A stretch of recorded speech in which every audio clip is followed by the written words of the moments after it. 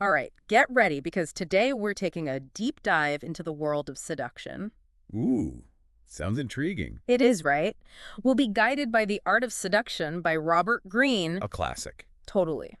I'm already fascinated, and I'm sure you are too. Absolutely. And we're not just skimming the surface, The we're going deep. deep dive, right. Exactly, a deep dive to uncover those aha moments, those insights into what really makes people tick. I like that. You know, the psychology behind it all. That's right, the psychology of seduction. Not just a bunch of tricks or techniques, No, not at all. but a real understanding of the dynamics at play. Exactly, the strategies Well, involved. the character types, Yes. and even, the ethics Let's in think there. ethics are crucial to consider. Absolutely, because it's a fascinating art form, It is. and often, I think, misunderstood. Definitely misunderstood. So the book kicks things off with this really interesting comparison. Okay, tell me. Comparing seduction to theater. Interesting analogy. It is, right? It Let's even go. brings up Zeus. Zeus, the Greek god. Yeah, the Greek god. Right. Known for, seducing his targets. Ah, yes, quite the reputation. He was notorious for it. He was, wasn't he? Transforming himself into different forms to appeal to, whoever he was after. Right, to suit his desires. Exactly. So the book is saying that seduction involves a kind of transformation. That's the idea. That's powerful. It is, isn't it? Because what it's saying is that seduction is a performance. A performance. Yeah, like you're putting on a persona. A carefully constructed persona. Right, one that's designed to play to the desires and fantasies of the other person. I see. So it's not about being fake. No, not necessarily. It's more about amplifying certain aspects of yourself. Exactly, and playing a role to a certain extent. Right. Like we all do in different situations. I do, don't we? We present different versions of ourselves depending on who we're with and where we are. We absolutely do. So seduction just takes this to another level. Takes it up a notch. Yeah, for a specific purpose. With a goal in mind. I can dig that. Me too. The book also talks about this dandy archetype. The dandy. Yeah, what do you think is the seductive appeal of this character type? Dandies are interesting. They are, aren't they? They embody a kind of freedom. Freedom. Yeah, a freedom that I think a lot of people crave. In what sense? They defy categorization. Okay. They don't fit neatly into boxes. I see, so they're unpredictable. Exactly. And they play with gender roles. Okay, so they challenge expectations. They do. And their power comes from that. From what? From their self-creation. Okay, so they're in control of their image. Absolutely. They curate a unique and striking image. And that's alluring. Incredibly alluring. Because it's unconventional. Exactly. That unconventionality is magnetic. Like, I don't care what you think. Yeah, that's part of it. And that's attractive. It can be because it suggests confidence. Right, a strong sense of self. Exactly. They're a walking embodiment of individuality. No wonder people are drawn to that. It's natural to be drawn to someone who seems so free. Makes sense. It does. All right, before we get too lost in the world of dandies, Okay, back to the book. back to the book, because it introduces Really? nine different types of seducers. Wow, that's a lot. It is, right. So many different ways to seduce. Apparently so. Can we meet some of these characters? We have to, right? Yes, I'm curious. Let's start with the Sirens. The Sirens.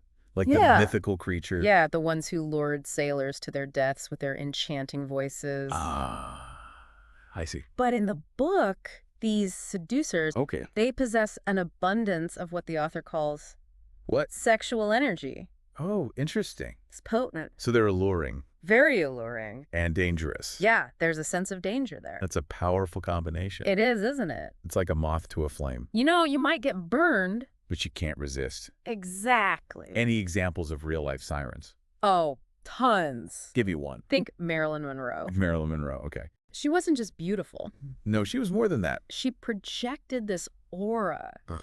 confidence and vulnerability. Interesting mix. Very dangerous combination It is. How so? because it creates this tension. A push and pull.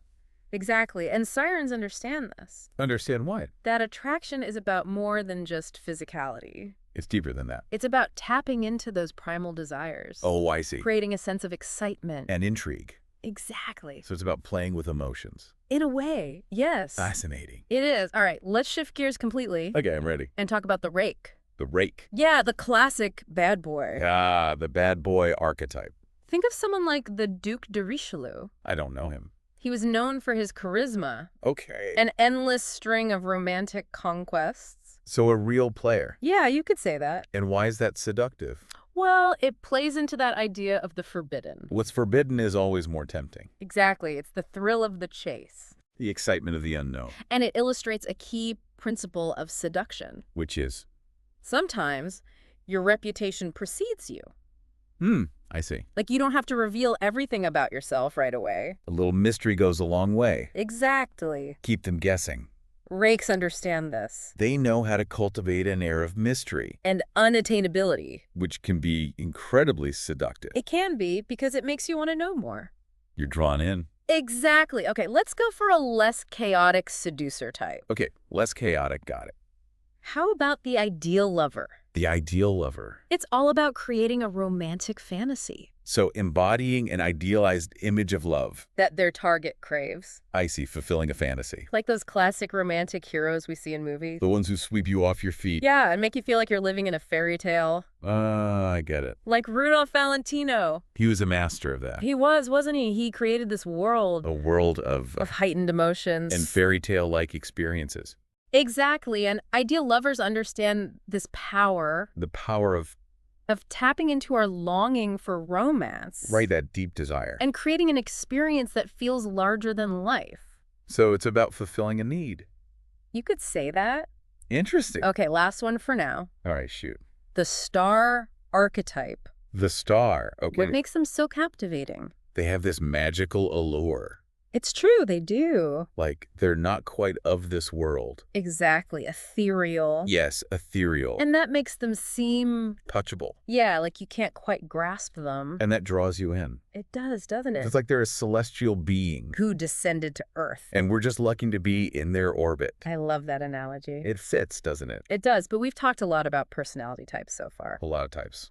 Are there any tactics these seducers use? To actually seduce someone. Yeah, beyond just being a certain type. Absolutely. The book goes into detail about that. This is where it gets really interesting. Tell me more. One of the most effective tactics, okay, and often overlooked, is the use of insinuation. Insinuation, yeah. Indirectness. So not being direct. Not at all. It's the art of planting seeds. Seeds of desire and discontent. Interesting combination. In the target's mind. Without them realizing it. Exactly. Lucky. It can be. It's about subtly guiding their thoughts. And emotions. Yeah, leading them down a path they don't even know they're on. A master manipulator. Like a carefully choreographed dance. Where you're leading, but they don't realize they're being led. Exactly. Brilliant, but also a little unsettling. It is, isn't it? It makes you wonder about the ethics. The ethics are always important to consider. They are, but let's move on to another tactic. Okay, what's next? Stirring anxiety and need. Wait, what? You heard me right? Playing on someone's insecurities. It's not about being cruel. It better not be. It's about understanding that. Understanding what? That a sense of lack or vulnerability makes someone more receptive to attention and affection. I see, filling a void. Exactly, like scarcity marketing. Oh, right, limited availability. Makes things seem more desirable. So it's a similar principle. It is, tapping into a fundamental human need. The need to feel. Understood. And desires. Exactly. It's clever, but is it ethical? That's always the question. It is, isn't it? Okay, we've talked about subtly guiding someone's thoughts. Right. And playing on their vulnerabilities. What else? Well, master seducers, It's they understand that nothing is more alluring. the forbidden. The forbidden and the transgressive. Breaking the rules. Exactly. Think of Lord Byron. Lord Byron, the poet. Yeah, and the scandal scandal. surrounding his relationship with his half-sister. Oh, right, I've heard of that. It's all about breaking the rules. And that adds a little spice. A little danger. Danger is exciting. It is, isn't it? Yeah. Because when you're told you can't have something... You want it more. Exactly. It's built-in desire amplification. The allure of the forbidden. It's a powerful force. It is. It speaks to our desire to be free. To free... Societal norms. To experience something outside the ordinary. Exactly. To push the boundary. Okay, so we've got captivating personalities. Right. Your subtle manipulation. And forbidden desires. What else? What else makes a master seducer? They understand the importance of detail Because. and sensory experience. So it's not just about what you say. No, it's about how you say it. And the environment you create. Exactly. A master seducer knows how to weave a spell A spellbinding atmosphere. that captivates all the senses, Creating a multi-sensory experience. that overwhelms and intoxicates, Like a carefully curated work of art. targeting all of the senses. That's a great way to put it. The book mentions Empress Dowager Cixi. I don't know her. She hosted this lavish banquet The banquet for for the ambassadors' wives. What was so special about it? It was designed to mesmerize opulence and detail. So it was a spectacle. It was a complete sensory overload. Wow. Talk about creating a world. A world that's completely immersive. And unforgettable. Exactly. But this all sounds like a lot of work. It does, doesn't it? But the results are often worth it. I could see that. Because by appealing to all the senses, You create an experience that's difficult to resist. about drawing someone in. Creating a world they want to be a part of. I like that. Okay, I'm starting to see how this all comes together. Me too. It's fascinating. A delicate dance of personality, strategy, and sensory experience.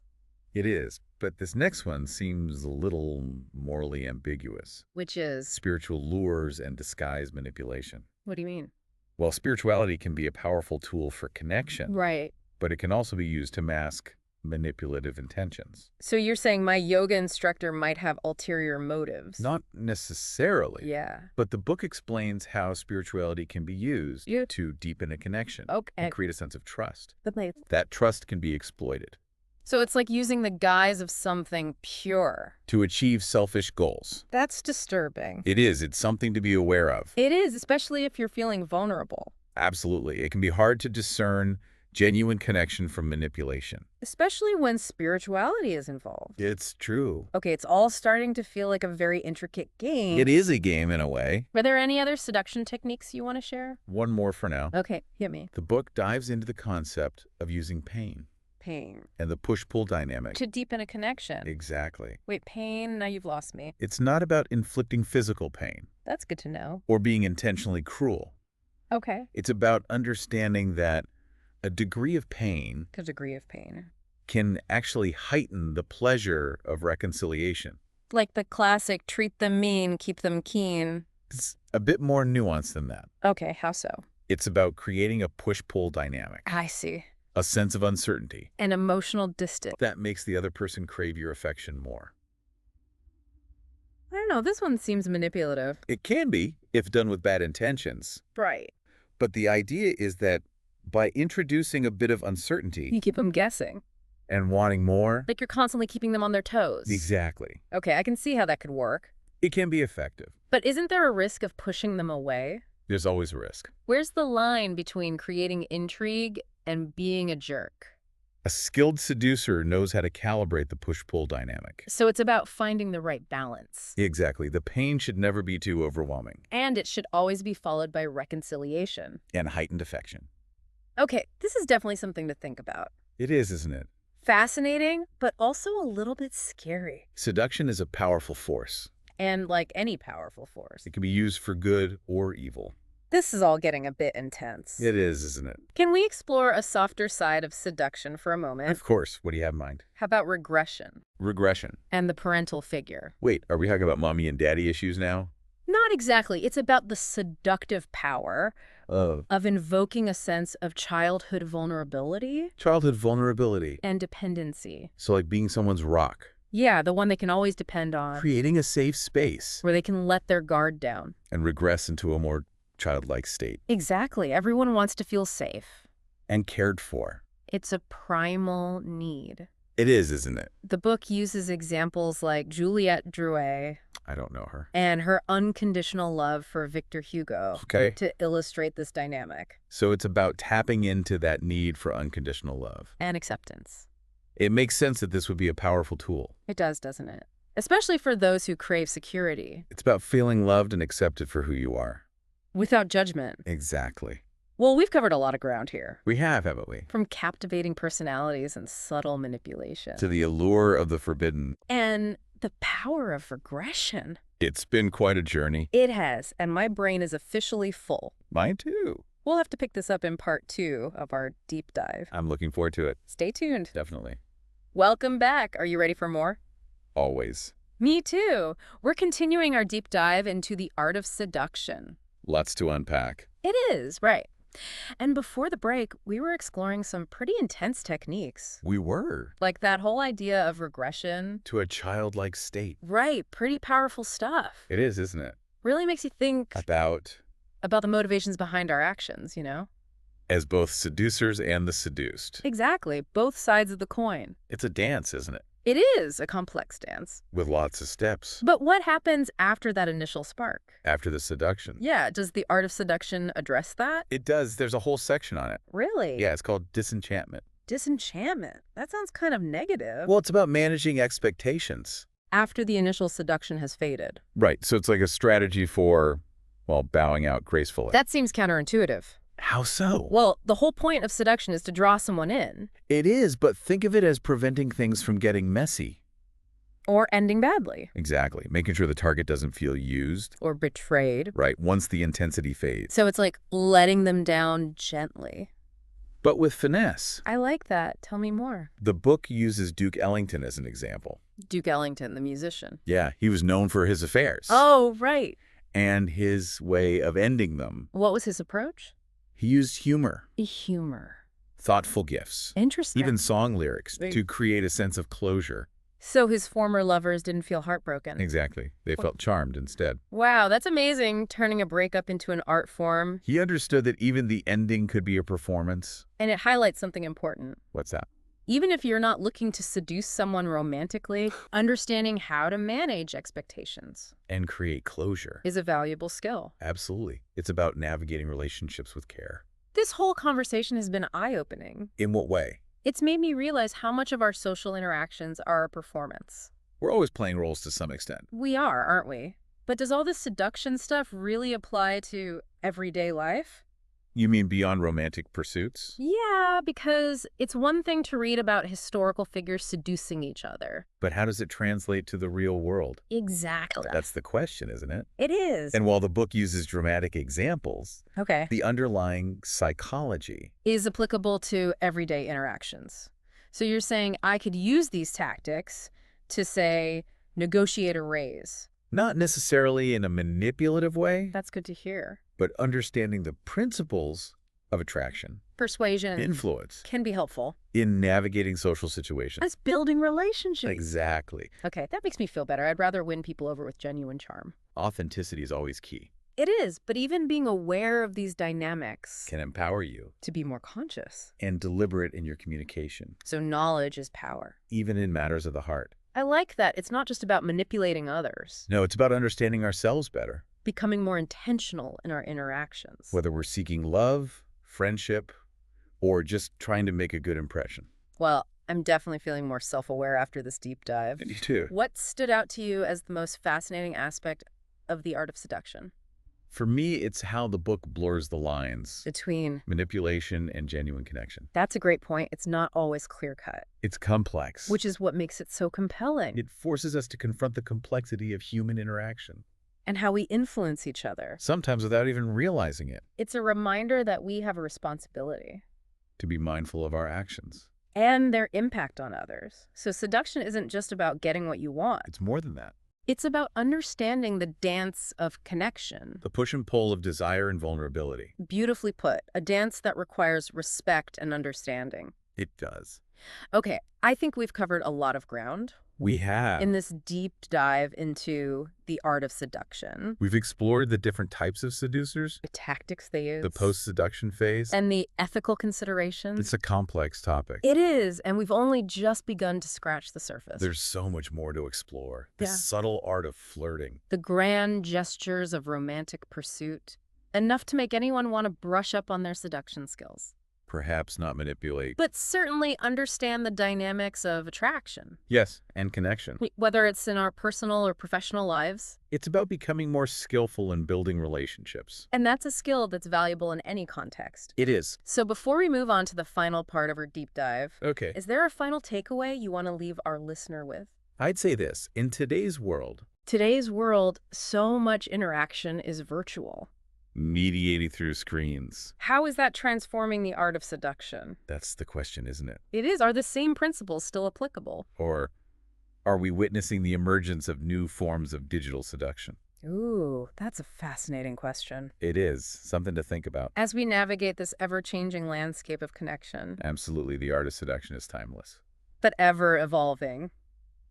Exactly. And we're back for the final part of our deep dive into the art of seduction. It's been a fascinating journey. Hasn't it? Exploring the psychology, the character types. Strategies. So much to uncover. And we've talked about how these age-old principles Yeah, are still relevant today. in our digital world. Exactly. And speaking of the digital world, Hmm.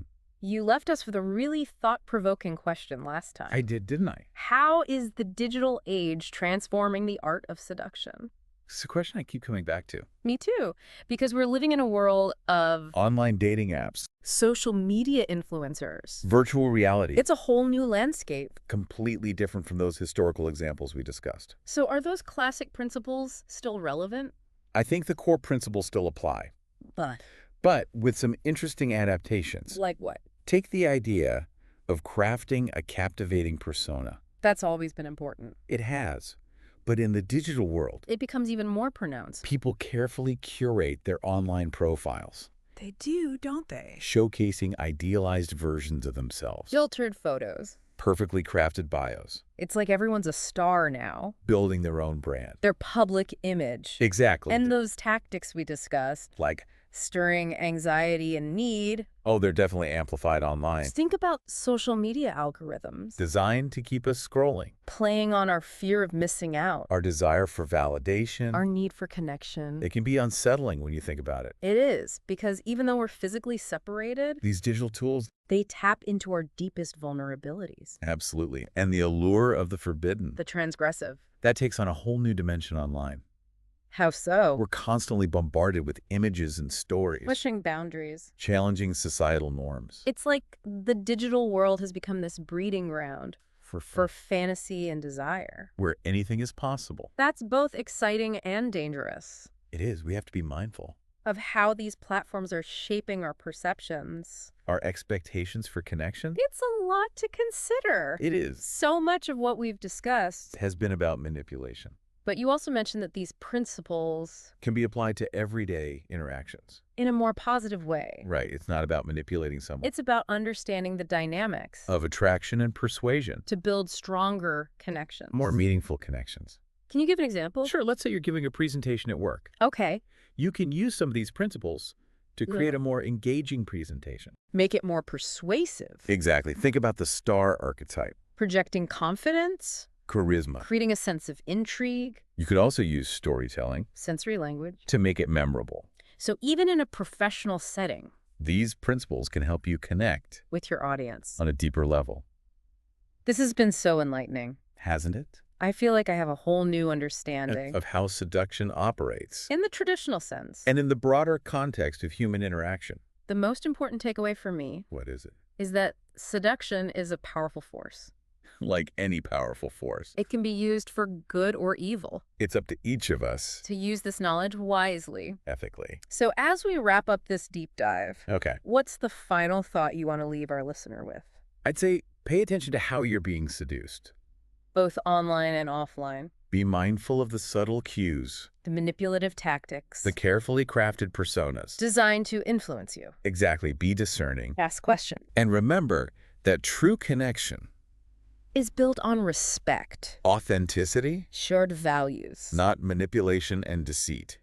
On that note, I think we've reached the end of our deep dive. Into the art of seduction. It's been a wild ride. Exploring the psychology From its historical roots. to its digital manifestations. The art of A seduction. timeless pursuit. Until next time. Be mindful And go forth and connect. with intention Authenticity. and a healthy dose of self-awareness.